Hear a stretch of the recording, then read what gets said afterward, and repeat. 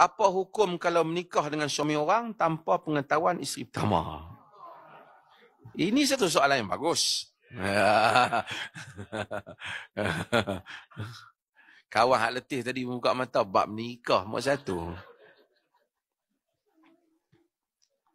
Bab nikah ni dia bukan perlukan petua kan, perlukan keberanian ya. yang takut tu dia gelak habis berapa kali pun duduk balik macam tu lah. Isteri dia tengok sebelah, tadi abang gelak tak? Tak, tak gelak lah. Yang sebelah yang gelak.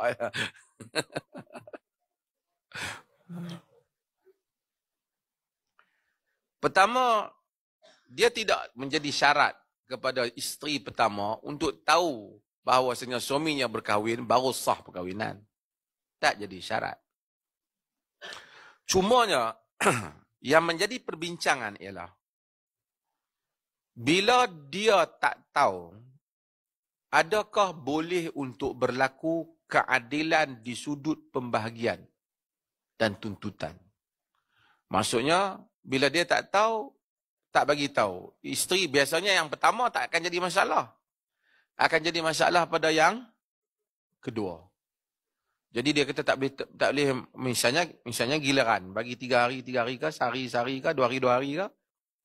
Nak bagi tak boleh lah. Dia takut nak keluar rumah. Isteri dia tanya, pasal apa lah kerap sangat nak pergi mesyuarat ni? Kan? So, bila tak boleh, maka tidak dapat mentahqiqkan makna adil. So, macam mana nak buat? Kau cukup banyak tu. Melainkan macam saya kata, melainkan isteri yang kedua itu, dia bersetuju untuk haknya tidak sempurna. Yang disebut sebagai, oleh sebahagian istilah baru lah, sebagai misyar. Dulu kataan ni sayr ni maksud macam jalan-jalan lah. Kena tanazul hak. Tanazul hak ni, dia bagi hak dia pada isteri yang pertama. Dia kata misalnya, ni pada saya pernah jawab dulu ni. Maksudnya dia kata tak apalah. Dia pun nak kahwin, dia pun tahu dia masalah di isteri kedua. Dan dia yang penting dia nak kahwin juga dengan orang tu. Orang lain dalam dunia ni dia tak nampak dah. Yang tu je dia nampak. Kan? Jadi dia kahwin. Tu pun mungkin kawan ni pun dah cinta nak buat macam mana. Nabi kata, la yura lil mutahabbaini mislun nikah. Tidak ditunjukkan kepada dua orang yang bercinta seperti nikah. Maksud kalau dah bercinta, menikahlah. Kan? Kawan sebelah kan dia kata, oh okey lah. Dia kata, okey. Cumanya, bila dia nak kahwin, kalau dia tanazul. Tanazul maksudnya, dia tak apa, dia drop dia punya hak dia. Tak apalah dia kata sebulan, 2 hari pun balik okey. Misalnya lah. 3 hari pun boleh. Masa mana you mari, cuti outstation ke? Ni orang Johor jawab dia pandai lah. Masa outstation kat KL ni ke? Masa kena mai ceramah dengan Pak Ya ke? Mai lah, abang kata, tak sah abang lah, misalnya. So, dia tanazul hak dia, dia lah. Dia tak tuntut hak.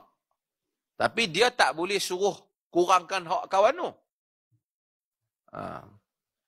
Cumanya, sejauh mana dia nak berani, nak lama mana tanazul lah kan. Awal-awal tu, okey lah. Kan? Tapi bila dia tanazul tu, macam Saudah binti Zam'ah lah, dia bagi hari daripada Aisyah radhiyallahu anha. Kalau dia bagi dan dia redha dan kemudian dia dapat keadilan di sudut. Dia pun kata tak apalah, reta-reta tu saya pun banyak dah. Saya nak kahwin dengan you je, reta saya pun banyak. Mending reta you tu. Kan? Bagus kalau lah dapat kan bulan jatuh ke riba, siapa tak mau. Jadi dia pun kahwin. Jadi tak apa. Tak menjadi syarat untuk dia bagi tahu. Tapi kalau dengan tak bagi tahu itu menyebabkan ada pihak yang tidak mendapat keadilan, wajib untuk dia mentahqiqkan keadilan, termasuk kalau jalannya tak ada melainkan kena bagi tahu, mesti bagi tahu. Misalnya dia duk bagi dah keperluan isteri yang pertama sebulan 2,000 umpamanya. Kahwin-kahwin hak isteri sini nak apa? Lebih.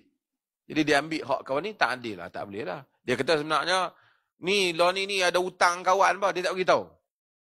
Sehingga menyebabkan terinaya pihak satu lagi, dia tak boleh. Tapi kalau yang pihak yang kedua tu yang tanazul, tak apa. Wallahu ta'ala alam.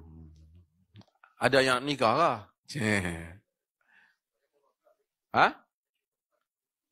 Payah kena buat kerap lagi lah. Itu bagi peluang sikit.